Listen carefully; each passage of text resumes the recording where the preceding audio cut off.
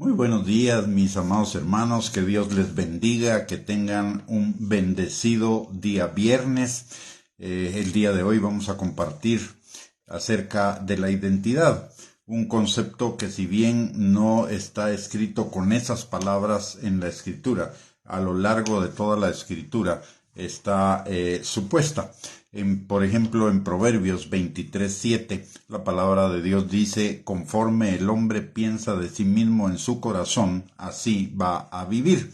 Y la identidad es precisamente lo que nosotros pensamos en nuestro corazón que somos. Desde la perspectiva de Dios, nuestra identidad es lo que nos diferencia de los demás, que determina nuestro carácter y nuestro quehacer en la vida. Es el conjunto de rasgos del carácter, de rasgos internos de una persona o que nos distingue de otra. Precisamente por la importancia de la identidad, lo primero que el diablo hace cuando va en la caída es robarles la identidad a Adán y a Eva, y les dice, Dios les había dicho a ellos que eran la imagen de Él, y los había bendecido para hacer lo que para cumplir el propósito de Dios. Pero el diablo viene y les dice: no es cierto, cuando coman del fruto, entonces serán lo que dice Dios.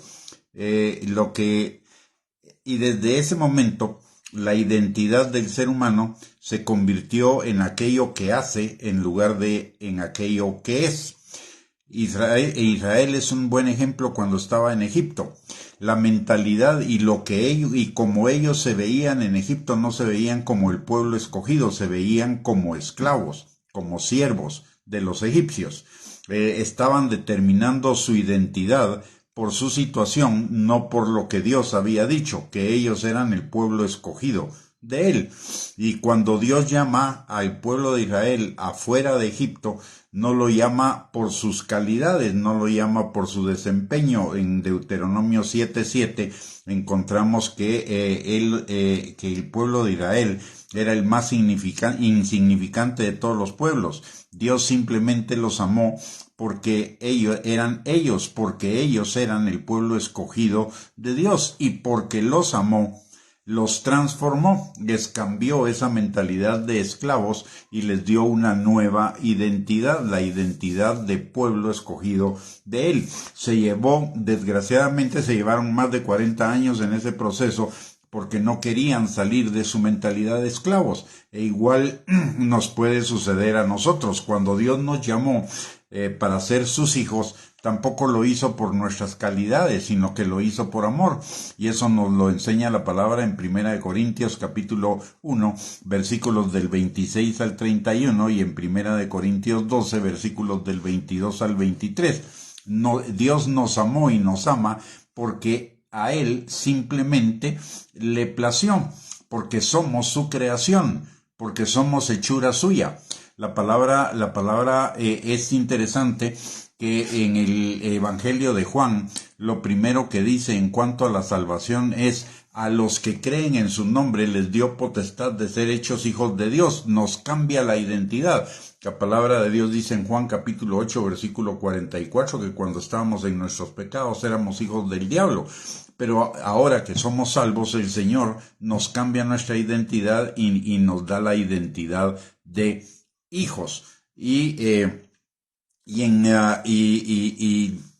La palabra no solo nos da la identidad de hijos, sino que nos da su Espíritu Santo, para que el Espíritu dé testimonio a nuestro espíritu de que seamos hijos de Dios, y nuestra vida en todos los aspectos parta de esa identidad. Y el Señor en el proceso nos va transformando para que seamos en todas las áreas de nuestra vida verdaderamente lo que Él nos creó para hacer. Es a partir de esa nueva identidad que usted y yo necesitamos vivir.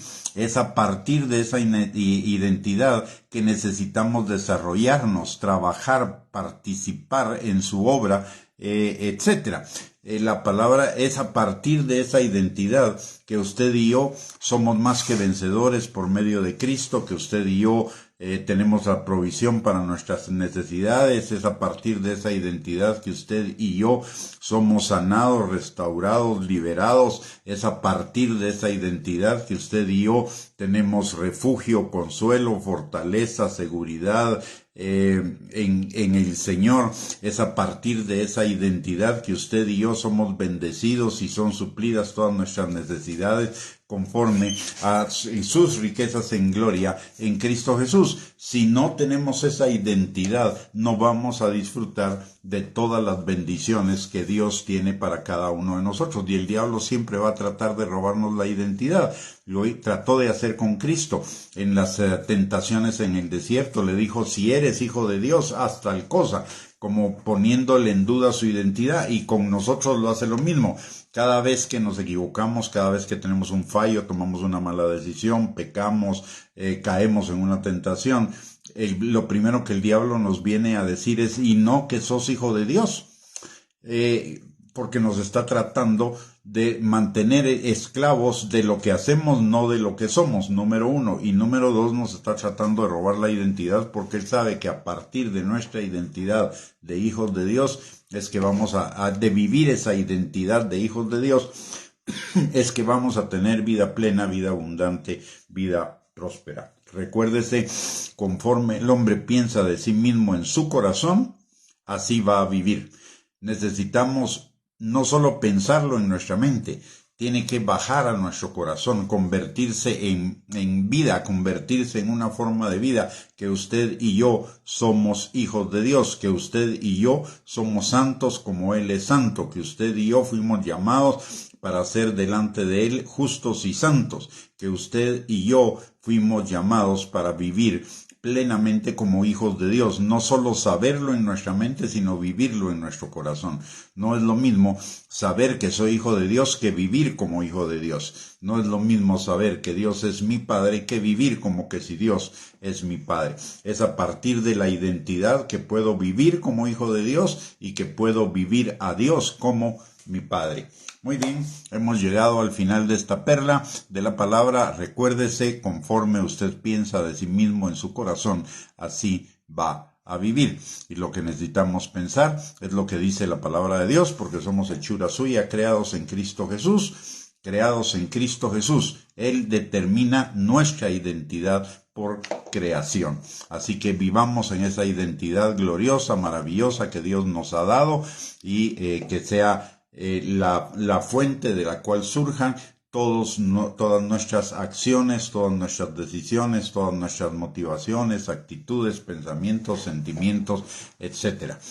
Renovemos nuestra alma con esa identidad. Muy bien, hemos llegado al final de esta perla. Muchísimas gracias por conectarse. Muchísimas gracias por participar de esta perla. Que el Señor les bendiga grandemente, que tengan un viernes bendecidísimo, y les mando un abrazo a cada uno.